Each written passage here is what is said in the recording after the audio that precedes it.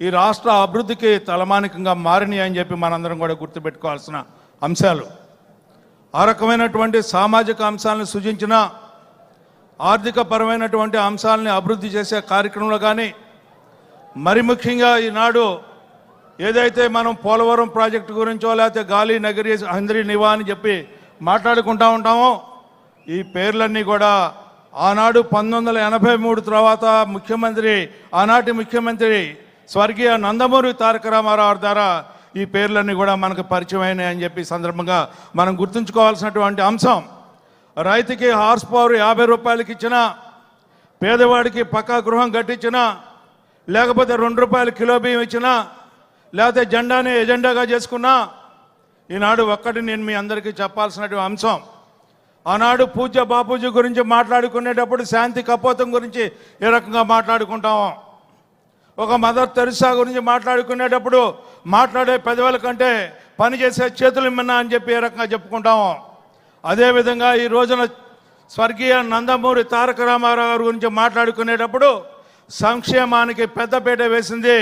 ఈరోజు కూడా world document 2020ని మనం చూసినా, లేకపోతే 2047ని చూసినా, పేదరికాన్ని ఏ రకంగా పోగొట్టాలి, పేదవాడి యొక్క బెత్తడి పొట్టకి గుప్పెడు అన్నం పెట్టేది ఎవరు అంటే అది తెలుగుదేశం పార్టీ నాయకత్వమే పెట్టగలదని చెప్పి, ఆ రకంగా ఆత్మగౌరవం నుంచి ఆత్మవిశ్వాసానికి దారి తీసే విధంగా ఎవరు నాంది పలికింది అంటే మన వ్యవస్థాపక అధ్యక్షులు నందమూరి తారక రామారావు గారు ప్రవేశపెట్టినటువంటి సంస్కరణలు కానీ, అభివృద్ధి కానీ, సంక్షేమం కానీ ఎన్నింటినీ మనం చూసుకున్నట్లయితే ఆ యొక్క మహానుభావుడు 30 ఏళ్ళు అయినా కూడా చనిపోయి ప్రతిరోజు జయంతి, ప్రతిరోజు వర్ధంతి, ప్రతి ఒక్క తెలుగు జాతి యొక్క గుండెల్లో ప్రతి క్షణం కూడా ఉండే వ్యక్తి ఎవరయ్యా అంటే మన యుగ పురుషుడు నందమూరి తారక రామారావు అని చెప్పి ఈ సందర్భంగా మనవి చేసుకుంటూ, ఈ రకమైనటువంటి ఘన నివాళి మనం ప్రతిరోజు కూడా అర్పించుకోవాల్సిన అవసరం ఉంది.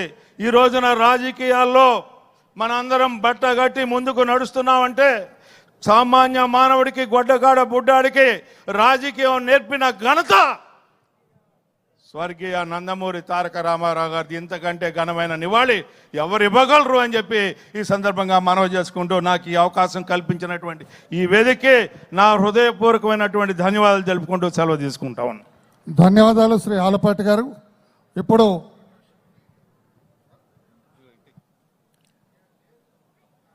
మాజీ మంత్రివర్యులు, ప్రస్తుత పార్టీ ప్రధాన కార్యదర్శి శ్రీ దేవినేని ఉమామహేశ్వరరావు గారు సంక్షిప్త ఉపన్యాసం చేస్తారు. అందరికీ నమస్కారం. స్వర్గీయ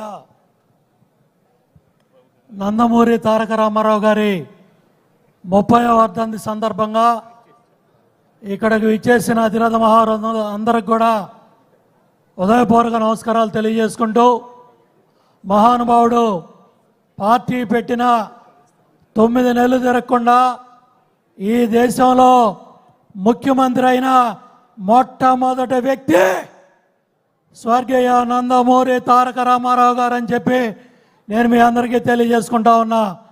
కిలో బియ్యం 2 రూపాయలు పెట్టినా, 50 రూపాయల హార్స్ పవర్ పెట్టినా, మహిళలకు ఆస్తి హక్కు పెట్టినా, మాండలిక వ్యవస్థ పెట్టినా, తెలుగు జాతి గౌరవాన్ని దేశ విదేశాల్లో చాటి చెప్పిన మహానుభావుడు, యుగ పురుషుడు స్వర్గీయ నందమూరి తారక రామారావు గారు.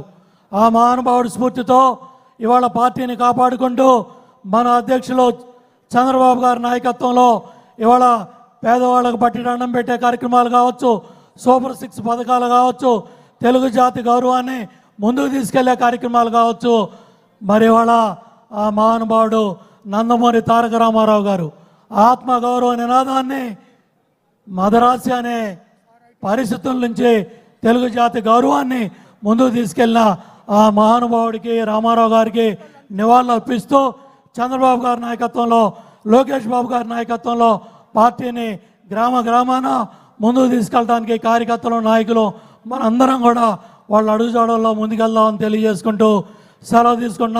జోహార్ ఎన్టీఆర్. ధన్యవాదాలు శ్రీ దేవినేని గారు. ఇప్పుడు యువ శాసనసభ్యులు శ్రీ ఎంఎస్ రాజు గారు సంక్షిప్త ఉపన్యాసం అక్కడ ఇచ్చి అందరికీ నమస్కారం. సభాధ్యక్షులు పెద్దలు రామయ్య గారికి, తెలుగు